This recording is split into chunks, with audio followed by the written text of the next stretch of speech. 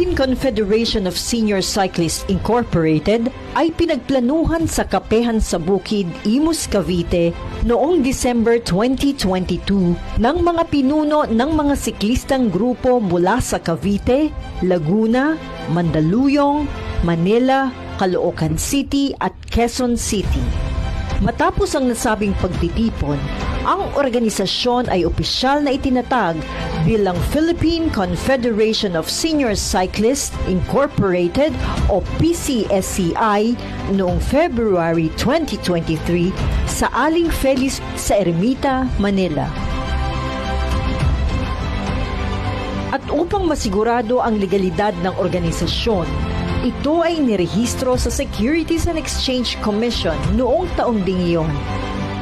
At ngayong taong ito ay formal na inilulunsad ang Philippine Confederation of Senior Cyclists Incorporated kasama ang 19 na affiliated na mga grupo mula sa iba't ibang lugar upang kilalanin at makapanghikayat pa ng mga grupo ng mga siklista dito sa ating bansa na magsasama-sama at magkakaisa para sa iisang adhikain, ang pagpapalaganap ng pagbibisikleta tungo sa kalusugan, kapatiran at nagkakaisang komunidad ng mga siklista. Good morning, Philippine Confederation of Senior Cyclists. This is Daniel Espidiamio, President, a multi-sport athlete and a 65 years old. We welcome to the grand launching of the Philippine Confederation of Senior Cyclists Incorporated. And congratulations to all affiliated group and to God be the glory. We ride as one. God bless po sa ating lahat. Mabuhay po ang PCSCI.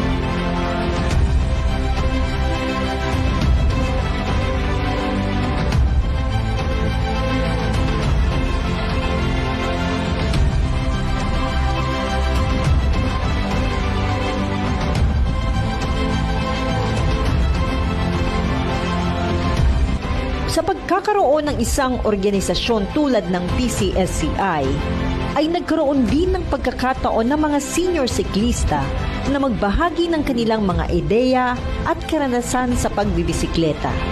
Gayon na din ang pagbibigay ng mga pangangailangan ng mga siklista na magkaroon ng mga programa, aktibidad at serbisyo na nauugnay sa kanilang pagpapalakas ng katawan at kasiyahan. Isinusulong ng grupong ito ang pagbibigay ng suporta at gabay sa mga kapwa siklista upang mapalakas ang kanilang determinasyon na magpatuloy sa pagpadyak sa pamamagitan ng mga aktibidad at proyekto ng bawat grupo tulad ng mga group rides, unity rides, workshops, medical missions, mga advokasya at mga seminars at iba pa, ay binibigyan ng pagkakataon ang mga siklista na magkakilanlan, magbahagi ng kaalaman at matuto mula sa iba't ibang karanasan. Kasama sa layunin ng PCSCI ang pagkakaroon ng malayang ugnayan at masiglang samahan para sa mga siklista dito sa ating bansa na handang magtulungan at sumuporta sa bawat isa kahit saan man tayo magpunta. At kasama ng pagkakaisa at pagtutulong-tulong, patuloy tayong maglalakbay tungo sa tagumpay at kaunlaran. Sa pamamagitan ng pagpapanatili ng ating samahan at pag-abot ng tulong sa isa't isa, malalampasan natin ang mga hamon na mayroon tayo at magkakaroon ng mas malaking kakayahan na umunlad. Ang pagkakaisa ng bawat grupo ay isang malakas na puwersa na nagbibigay sa atin ng inspirasyon at lakas upang maabot ang mga pangarap at layunin natin.